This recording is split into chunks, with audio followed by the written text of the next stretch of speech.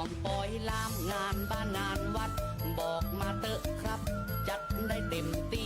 งานบวชงานปอยงานประเพณีแห่ไม่กำสลีฟ้อนผีเฮาก็ไปงานบวชงานปอยงานประเพณีแห่ไม่กำสลีฟ้อนผีเฮาก็ไป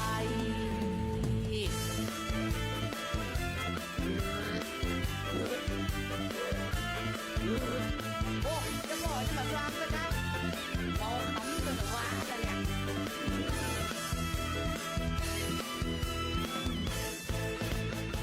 โอ้อย่าเปิดวงใหม่มั้ง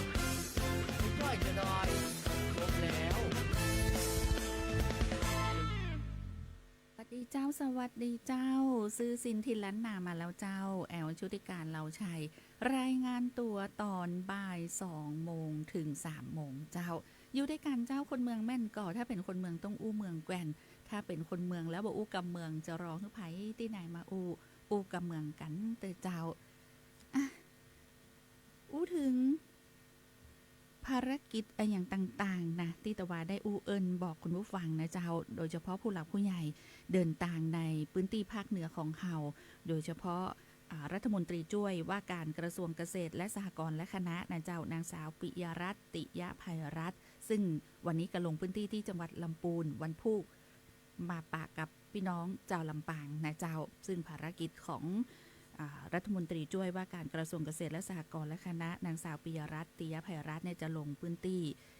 ลำปางเฮาเนี่ยหลายจุดไฮไลท์สำคัญเลย4 จุดด้วยกันนะวันพุธนะเจ้าอูเอิญบอกคือพี่น้องประชาชนที่อยู่ในพื้นที่ได้ร่วมกันต้อนรับรัฐมนตรีช่วยว่าการกระทรวงเกษตรและสหกรณ์นางสาวปิยรัตน์ติยภัยรัตน์และคณะนะเจ้า4 จุดมีที่ไหนพ้องเดี๋ยวจะเอิญบอกคุณผู้ฟังเนอะคนเมืองถ้าบอกอู้กำเมืองแล้วจะรอคือไผ่มาอู้กำเมืองกันเตอะวันนี้ฝนฟ้าเป็นจะใดคนที่เฝ้าผ้าคนที่ซักผ้าแล้วก็รอผ้าแห้งตอนนี้แดดออกแล้วนะเจ้าช่วงบ่าย2แดดออกแล้วดีใจกับคนที่ตากผ้ารอแดดอยู่ในบัดเดี๋ยวนี้ตุยนะเจ้าส่งกำลังใจให้ทุกพื้นที่โดยเฉพาะพี่น้องเกษตรกรนะเจ้าที่เป็นกำลังยะนาปีกันเนาะลังพองกำลังโลกานะโลกาเพื่อที่จะไปปลูกข้าวเนาะดำนากันบางคนก็ใช้วิธี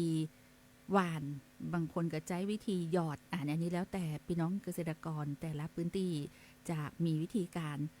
จัดการหรือว่าบริหารเรื่องของการทำนาปีนี้กันนะเจ้าส่งกำลังใจเนืองดังๆเนอะ4 จุดมาเปิดไทม์ไลน์ของรัฐมนตรีช่วยว่าการกระทรวงเกษตรและสหกรณ์และคณะนางสาวปิยรัตน์ติยภัยรัตน์สำหรับวันพุธในพื้นที่จังหวัดลำปางของเฮานะเจ้าพื้นที่จังหวัดลำปาง4 จุดด้วยกันเนอะพี่น้องประชาชนอยู่ที่ไหนก็ไปต้อนรับคณะรัฐมนตรีช่วยว่าการกระทรวงเกษตรและสหกรณ์และคณะนางสาวปิยรัตน์ติยภัยรัตน์ได้นะเจ้า4 จุดที่ไหนพ้องไฮไลท์ที่จะลงพื้นที่จังหวัดลำปางของเฮาเอิญบอกคุณผู้ฟังนะเจ้าขอบคุณคุณมะลิแก้วที่เข้ามาติดตามลำตัวเจ้าซื้อสินทินล้านนาปกติแล้ววันเสาร์บ่คอยได้เปิดหน้าเปิดตามันก็หลายคนบอกว่าโอ้วันเสาร์ส่วนใหญ่จะเป็นเทปเนาะแม่นะเจ้าวันหยุดแต่วันนี้สวทของเฮาทีมงานบ่ได้หยุดนะอยู่กับคุณผู้ฟังนะเจ้า0542245556เนอ0542245556วันนี้มาสดเจ้าสื่อสินของเขาอยู่ด้วยกันอยากฟังเพลงอันยังที่เป็นบทเพลงกำเมืองก็เอิ้นมาได้นะเจ้าเอิ้นใส่วิทยุบ่ได้ยินเนอเอิ้นใส่วิทยุบ่ได้ยินต้องกดมาที่0542245556เตาอันเนอ0542245556นะอันนี้เอิ้นบอกว่าวันนี้มาสดเจ้านี่อย่างวันนี้มาสดก็คือว่าอาจจะบอกภารกิจเนาะของรัฐมนตรีช่วยว่าการกระทรวงเกษตรและสหกรณ์และคณะนางสาวปิยรัตน์ติยภัยรัตน์คือพี่น้องประชาชนเนี่ยได้รับรู้รับทราบนะเดี๋ยวสายคุณผู้ฟังขออนุญาตเนาะเดี๋ยวรับหลังไมค์นะเดี๋ยวรับสายหลังไมค์เนอะสำหรับสายนี้ขออนุญาตส่งข่าวในการลงพื้นที่ของรัฐมนตรีช่วยว่าการกระทรวงเกษตรและสหกรณ์และคณะนางสาวปิยรัตน์ติยภัยรัตน์ก่อนเนาะเพราะว่าเดี๋ยวต้อง ส่งรายงานนะเจ้าอุเอินบอกก่อนเนอะเดี๋ยวคุณผู้ฟังอย่างมาฮับสายอีนะ054วันนี้มาสดเสียงสดหน้าสดโดยนะอยู่ด้วยกันขอบคุณนะเจ้าคุณมะลิแก้วมาแล้วบอกว่าสวัสดีวันเสาร์เจ้าสวัสดีวันเสาร์เจ้าแล้วคุณผู้ฟังท่านอื่นๆที่บ่ได้หันก็ขอสุมาโดยเนอะแต่ภายที่ส่งข้อความมาทางแชทนี่จะหันเลยสำหรับไฮไลท์จุดสำคัญเลยนะ4จุดที่ท่านรัฐมนตรีช่วยว่าการกระทรวงเกษตรและสหกรณ์และคณะนางสาวปิยรัตน์ติยภัยรัตน์จะลงพื้นที่ของลำปางเนี่ยเริ่มตั้งแต่เจ้าเลยเจ้าภารกิจนะ9โมงในช่วง9โมงถึง10โมงวันพุธนี่ทางรัฐมนตรีช่วยว่าการกระทรวงเกษตรและสหกรณ์และคณะนางสาวปิยรัตน์ติยภัยรัตน์จะลงพื้นที่ที่เขื่อนกิวลมพี่น้องต่างเขื่อนกิวลมห่วมตอนฮับคณะได้นะเจ้าภายที่อยู่ใกล้แถวใกล้ๆเขื่อนกิวลมเนาะที่อยู่ตำบลบ้านแรงอำเภอเมืองจังหวัดลำปางก็ไปห่วมตอนฮับนะเจ้าคณะรัฐมนตรีช่วยว่าการกระทรวงเกษตรและสหกรณ์และคณะนางสาวปิยรัตน์ติยภัยรัตน์ได้ซึ่งจะเป็นจุดแรกเลยของการลงพื้นที่วันพุธที่ลำปางนะเจ้าท่านก็จะมอบนโยบายแล้วกับพบปะพี่น้องเกษตรกรเพื่อรับฟังปัญหาของพี่น้องเกษตรกรกลุ่มผู้ที่ใจน้ำเขื่อนกิวลมเจ้าแล้วก็มอบปัจจัยการผลิตบอกว่าจะเป็นพันธุ์ปลาน้ำหมักพอดอปล่อยพันธุ์สัตว์น้ำพี่น้องประชาชนที่อยู่ต่างบ้านแหลงนะคือตำบลบ้านแหลงเนาะใกล้เขื่อนกิวลมเนี่ยก็ไปติดเป็นเพราะว่าไปห่วมตอนฮับเนาะไปได้เลยนะวันพุธนี้9โมงนะที่ท่านจะลงจุดแรกส่วนจุดที่2จากเขื่อนกิวลมแล้วก็จะไปที่หอประชุมที่ว่าการอำเภอแม่เมาะตำบลแม่เมาะนะเจ้าอันนี้อาคารจำปาแดนเนอร์สำหรับคณะจะลงจุดที่2ที่ฮันเจ้าเพื่อที่จะพบปะพี่น้องเกษตรกรผู้นำชุมชนกลุ่มแม่บ้านเกษตรกรเมาะหลวงนะกลุ่มแม่บ้านเมาะหลวงเนอร์เปิ้นก็จะมอบปัจจัยการผลิตพันธุ์ปลาน้ำหมักพอดอต้นพันธุ์ผักตัวบอกว่าจะเป็นพริกกะดีบะเขือกะดีนะแล้วก็จะเยี่ยมชมผลิตภัณฑ์สินค้าเกษตรของต่างกลุ่มเกษตรกรในพื้นที่อำเภอแม่เมาะตัวเพราะฉะนั้นในช่วง10โมง45นาทีโดยประมาณนะเจ้าแต่ละจุดก็คือจะใช้เวลาประมาณ1ชั่วโมงเนาะเพราะว่ามี4จุดด้วยกันสำหรับลำปางวันพุธกับการลงพื้นที่นะเจ้าจุดที่2นี่อยู่ในห่วงเวลาประมาณ10โมง45ถึง11โมง45เนอะพี่น้องต่างแม่เมาะนะเจ้าต่างเมาะหลวงพายุใกล้แม่เมาะก็สามารถที่จะไปห่วมตอนฮับแล้วก็รับฟังนโยบายจากรัฐมนตรีช่วยว่าการกระทรวงเกษตรและสหกรณ์และคณะนางสาวปิยรัตน์ติยภัยรัตน์ได้นะเจ้าส่วนจุดที่3นี่จะเป็นที่ทำการสหกรณ์การเกษตรห้างฉัตรจำกัดตำบลห้างฉัตรอำเภอห้างฉัตรจังหวัดลำปางนะเจ้าซึ่งคณะก็จะลงพื้นที่ในช่วงบ่ายประมาณบ่ายโมงครึ่งถึงบ่าย2โมงครึ่งเนาะที่สหกรณ์การเกษตรห้างฉัตรจำกัดนะเจ้าก็จะมอบนโยบายแล้วก็พบปะพี่น้องเกษตรกรกลุ่มสหกรณ์การเกษตรห้างฉัตรจำกัดก็จะมอบปัจจัยการผลิตพันธุ์ปลาน้ำหมักพอดอแล้วก็อาหารสัตว์ตัวนะอาหารสัตว์เวชภัณฑ์สัตว์และก็ที่นี่จะมีการมอบกรรมสิทธิ์โคกระบือ40รายนะเจ้าแล้วก็มีหนังสือเนาะแสดงการทำประโยชน์ในที่ดินสหกรณ์10รายและก็เยี่ยมชมผลิตภัณฑ์สินค้าเกษตรของกลุ่มสหกรณ์และเครือข่ายสหกรณ์การเกษตรห้างฉัตรตัวนะเจ้าอันนี้คือจุดที่3แต่เจ้าจุดที่3แล้วก็จุดสุดท้ายจุดที่4วันพุธก็เวลาประมาณบ่าย2โมง45ถึง3โมง45โดยประมาณคณะของรัฐมนตรีช่วยว่าการกระทรวงเกษตรและสหกรณ์นางสาวปิยรัตน์ติยภัยรัตน์ก็จะลงจุดที่4ที่กลุ่มวิสาหกิจชุมชนกลุ่มข้าวทิพย์ช้างตีหงสีข้าวนะเจ้าหงสีข้าวอำเภอห้างฉัตรจังหวัดลำปางเจ้าก็จะมอบนโยบายพบปะพี่น้องเกษตรกรกลุ่มวิสาหกิจกลุ่มข้าวทิพย์ช้างก็จะมีการมอบปัจจัยการผลิตพันธุ์ปลาน้ำหมักพอดอเมล็ดพันธุ์ปอเทืองปัจจัยการผลิตปุ๋ยชีวภาพนะเจ้า PGPR เนาะแล้วก็มีมอบปัจจัยการผลิตแก่ผู้แทนเกษตรกรผู้ปลูกข้าวของโครงการส่งเสริมการเปลี่ยนเมล็ดพันธุ์ข้าวนะ แล้วก็มีการเยี่ยมชมผลิตภัณฑ์ตัวนะเจ้าสินค้าเกษตรของกลุ่มวิสาหกิจชุมชนเครือข่ายกลุ่มเกษตรกรนะเจ้าอันนี้ก็เป็นจุดที่4จุดสุดท้ายนะอันนี้กับภารกิจของรัฐมนตรีช่วยว่าการกระทรวงเกษตรและสหกรณ์และคณะที่จะลงพื้นที่จังหวัดลำปางวันพุธเนาะภายใกล้ที่ไหนไปร่วมต้อนรับคณะได้นะจุดที่ได้บอกไปเนาะ4จุดด้วยกันนะเจ้าที่กำหนดลงพื้นที่ในพื้นที่จังหวัดลำปางเนาะจุดแรกก็เขื่อนกิวลมจุดที่2ที่หอประชุมที่ว่าการอำเภอแม่เมาะอาคารจำปาแดดเนาะจุดที่3ที่สหกรณ์การเกษตรห้างชัดจำกัดนะเจ้าแล้วก็จุดสุดท้ายจุดที่4ก็คือที่กลุ่มวิสาหกิจชุมชนกลุ่มข้าวติ๊บจ้างวงเล็บหงสีข้าวอำเภอห้างชัดนะเจ้าอันนี้ก็ไปได้ตามจุดต่างๆเลยเนอะใครอยากจะพบปะใครอยากจะเป็นห้องอย่างอยากจะนำเสนอปัญหาหรืออันอย่างต่างๆเป็นการลงพื้นที่กับเพื่อที่รับฟังปัญหาจากพี่น้องเกษตรกรโดยตรงเลยนะเจ้าก็ไปพบคณะของรัฐมนตรีช่วยว่าการกระทรวงเกษตรและสหกรณ์ได้นะนางสาวปิยรัตน์ติยะภัยรัตน์ซึ่งลงพื้นที่จังหวัดลำปางของเฮาในวันพุธแล้ววันนี้ในส่วนของคณะก็ลงพื้นที่ที่จังหวัดลำปูนนะเจ้าวันพุธมาที่ลำปางบ้านเฮาเนาะก็เชิญชวนพี่น้องเกษตรกรนะมีปัญหาอย่างอยากจะฝากในข้อปัญหาต่างๆนะเจ้าคือกับคณะของ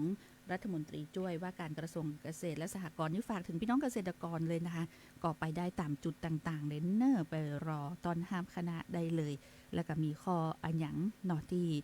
เป็นปัญหาของพี่น้องเกษตรกรโดยเฉพาะกลุ่มผู้ใจน้ำตังเขื่อนกิวลมกาพี่น้องเกษตรกรในแต่ละจุดเนาะเป็นก็จะมาพอนะในจุดที่2ที่เป็นในกลุ่มของแม่บ้านเกษตรกรดีเด่นแห่งชาติที่บ้านเมาะหลวงเนาะอันนี้ก็ไปตามจุดที่บอกได้เลยเนอะที่หงสีเข้าอันนี้นี่คือที่จุดที่3นะเจ้าของสหกรณ์การเกษตรห้างชัดจำกัดอันนี้เป็นสหกรณ์กลุ่มสีข้าวท่านก็คือวิสาหกิจชุมชนกลุ่มข้าวทิพย์จ้างเจ้าสุมาเจ้าเนาะทั้ง4จุดนี้ไปร่วมตอนฮับได้เลยเนอะซื้อสินทินและนา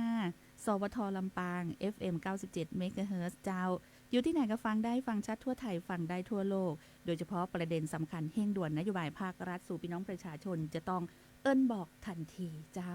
อยากฟังเพลงอันอย่างที่เป็นบทเพลงกำเมืองเอิ้นมาได้เลยเนอะเอิ้นใส่วิทยุบ่ได้ยินนะต้องกดมาที่054-224-556หลังใหม่ได้เลยทุกสายฮับหมดเลยเนอะคุณผู้ฟังเจ้า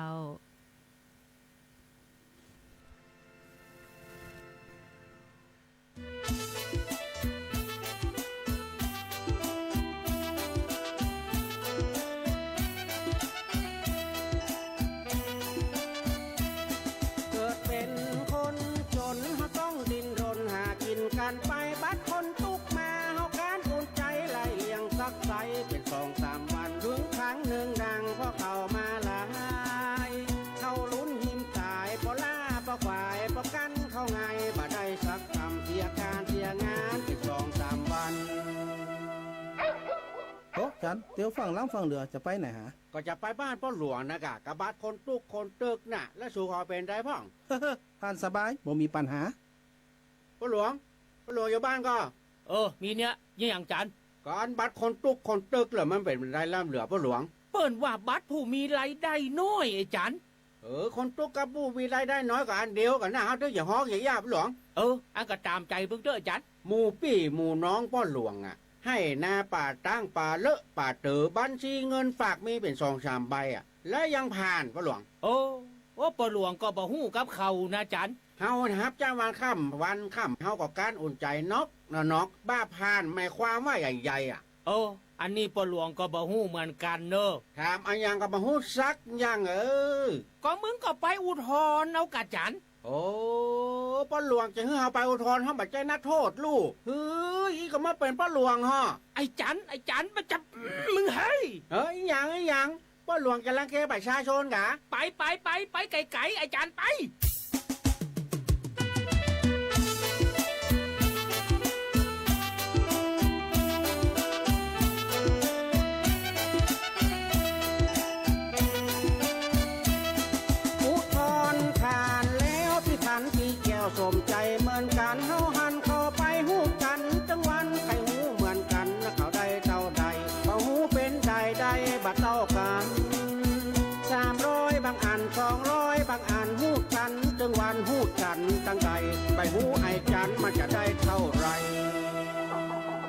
วันนี้เขาอย่าไปทางใดเนี่ยจะเอาบัตรคนตุกไปหูดก็ไก่ซะหน่อยเฮ้ย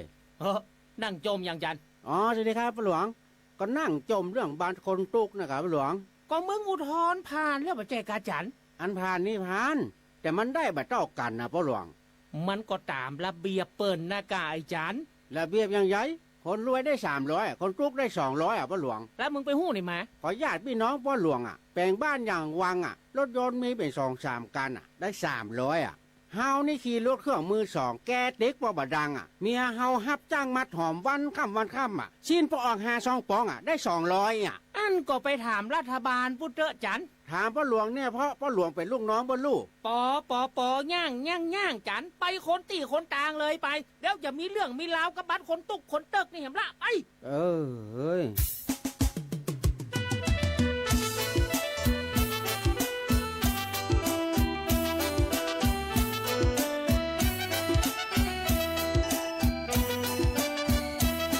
บัตรพูดไปน้อยจะได้กี่ร้อยก็คือความหวังวันนี้พ่อหลวงขออุตสาหกรรมบัตรไทยบัตรมันใจใดคนเดียวทั้งรัฐบาลเปิ้นห้ามขายเขียวไปจดคนเดียวพูดใจคนเดียวถ้าไผ่ขายเขียวต้องโดนเอาคืนถ้าไผ่ขายเขียวต้องโดนยึด สวัสดีครับเจ๊อวบพลงาม สวัสดีเจ้าป้าเลี้ยงจันวันนี้เจ้าอะไรยัง แอนและได้บัตรคนตุกมา2 วันกับห้องปนเลี้ยงเฮ้ยอันนี้นะเฮาใครมาหูดกับเจ๊คนงามมอสกรรมนะ ฮะหูทอดไอ้ยังอู้ดีๆนะไอ้จันเดี๋ยวจะโดนแล้วเนอะ ก็หูดบัตรคนตุกเจ๊ ป้าเลี้ยงไอ้จันจะหูดเอาไอ้ยังเจ้า อันอย่างอื่นเฮาก็บ่ใครมักเท่าใดนะแต่มันสีส้มๆปากหน่อยเฮาหูดนั้นชุดเล็กจะได้ก่อนฮะ หูดเล่ามาได้ไอ้จัน เที่ยงกันยังลำเหลี่ยเสียงดังเตะดังว่าหึ ก็ไอ้จันนะกะป้าหลวงเจ้าบัดคนตุกมาหูดเอาเล่าเขาบอกว่าบ่ได้ไปได้หูจันก็เดี๋ยวเปิ้นจะมายึดบัตรไปนะ อันชุดเล็กบ่ได้มันเป็นหยังกะหลวง บ่าได้เด็ดขาดไอ้จัน บ่หูดก็บ่หูดอันอีในบัตรเฮามาได้อยู่200เฮาขอขายเขียวให้บ่หลวง150บ่ต้องเอาของมันเนอะป้าหลวง เอาแล้ว ห่านจันเมียตัวหมาเดือดร้อนหั่นล่ะ กำกึดดีเนาะเอาบัตรคุณตุกมาขายเขียวสื่อกินเหล้าเฮ้ยบัตรจัน สู่บัตร5มาปากบัตรไผ่บัตรมันสิทธิไผ่มันอันที่สู่เหรอขายเขียวไปแตงหวยใครจะบอกว่า อีมันก็ปอกันเรื่องกูนะกะจัน พ่อหลวงก็เหมือนกันนะบ่เข้าใจคนเฮาจะบอกเฮาส้มปากบัตรคนตุกเปิ้นเอามาฮื้อหูดเอาของกินของใจมาใจในบ้านในจอง เปิ้นบ่ใจให้มาหูดเหล้าหูดหวยการอย่างอีป้าหลวงจะยึดแล้วเนอะ เฮาจะว่าเฮาบ่โหดเฮาอย่าขายเขียวปลงหูเรื่องบ่ได้ได้บัตรก็หูบ่ได้ดังใจ บานี่ฮะ